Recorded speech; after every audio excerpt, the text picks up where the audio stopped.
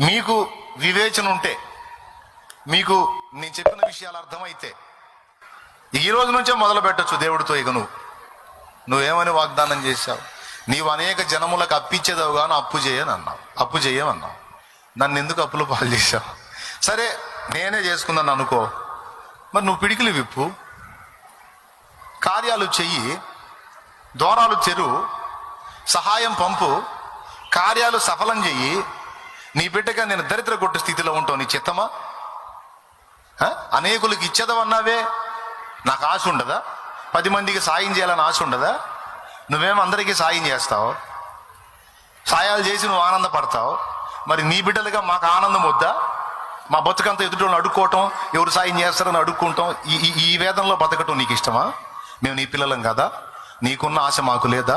ఇతరులకు హెల్ప్ చేయాలని మాకు ఉండదా? మరి ఆ విధంగా మా పిడిగిళ్ళు ఎందుకు నింపవయ్యా నువ్వు? అడుగును తగాదేసుకో.